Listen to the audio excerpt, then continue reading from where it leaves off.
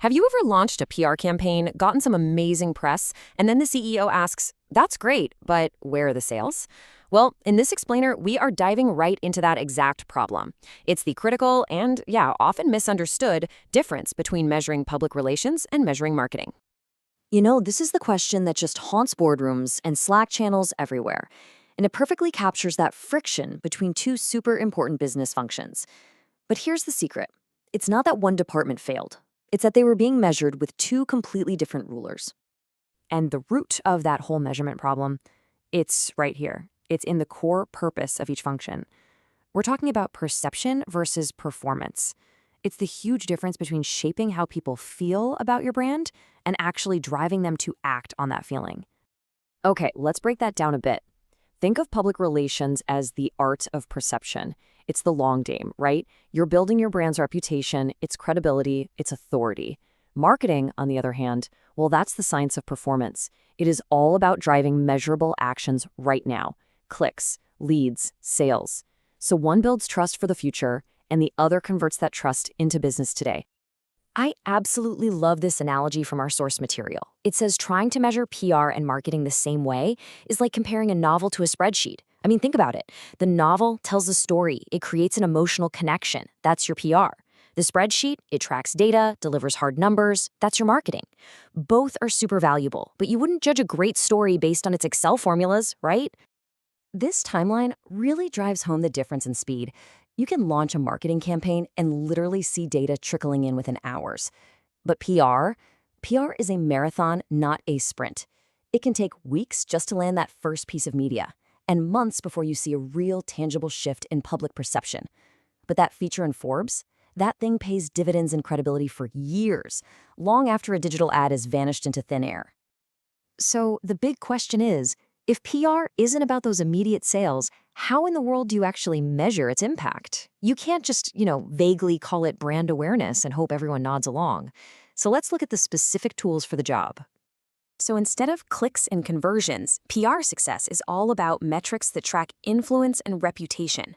We're talking about things like share of voice, how much of the industry conversation you actually own. And then there's sentiment analysis. We also look at something called domain authority, or DA, which basically scores a website's credibility. A link from a high DA site, like a major newspaper, gives your own site a huge credibility boost. That's a real, tangible return. First up is share of voice, or SOV for short. Put simply, this metric answers one question. When people talk about your industry, how often is your name coming up compared to your competitors? Are you the one leading the conversation, or are you just a whisper in the background? But here's the thing, being talked about isn't always good news. A massive spike in your share of voice could easily be from a PR crisis. And that's exactly why sentiment analysis is so critical. It looks at how people are talking about you. Is it positive? Is it neutral? Or is it negative?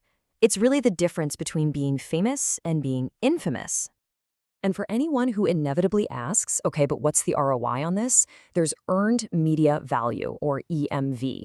This metric basically estimates what that article in TechCrunch would have cost if you'd paid for it as an ad. It's a really powerful way to put a dollar figure on your PR wins. All right, let's switch gears and talk marketing. If PR is the art of building reputation, then marketing is the science of building growth. The metrics here are way less about perception and all about performance. They're direct, they're data-driven, and they are tied right to the bottom line. Yeah, unlike those nuanced PR metrics, marketing KPIs are all about the numbers. We're talking customer acquisition cost, but also things like customer lifetime value, or CLTV. That's the total profit you can expect from a single customer over their entire relationship with you. And a healthy business makes sure that CLTV is way, way higher than the cost to get them in the door. Let's start with a big one, CAC, which stands for Customer Acquisition Cost. This is a simple but incredibly important number. It tells you how much does it cost you, in total, to get one new customer. A low CAC means your marketing is efficient. A high CAC, well, that's a red flag that your strategy needs a serious rethink. Next up is ROAS, or return on ad spend. This one's even more direct. It measures the revenue you get for every single dollar you spend on ads. So a $5 ROAS means for every $1 you put into the machine, you get $5 back. It's pretty much the clearest indicator of whether an ad is profitable or not. And marketing is a game of constant improvement. The key tool here is A/B testing. That's where you test two versions of something, a headline, an image, you name it, to see which one performs better. In this example, just shifting the headline from talking about the product to talking about the problem it solves more than doubled the clicks. These little tweaks can lead to some massive wins. So we've got these two very different toolkits for measurement. How do you know which one to use? Well, it all comes down to one simple question. What is your company's most important goal right now? Let's make this real for a second. Imagine your goal is to raise a Series A funding round. What do investors look for? I'll tell you what, they are not digging into your click-through rates. They're looking for credibility, for industry validation, for momentum.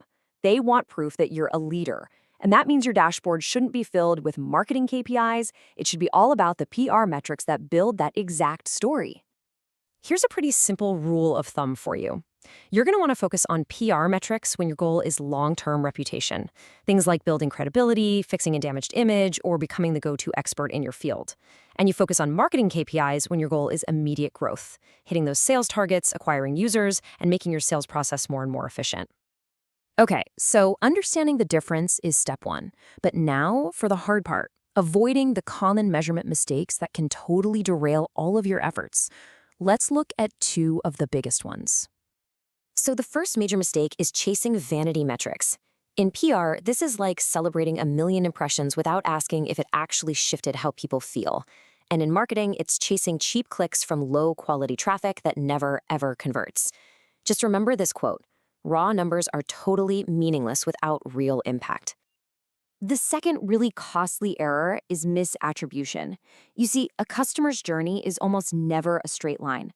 They might first hear about you from that Forbes article, which builds trust. Then days later, they see a retargeting ad and finally make a purchase. If you only give credit to that last click, the ad, you completely miss the huge role PR played in making that sale even possible. So let's bring it all together.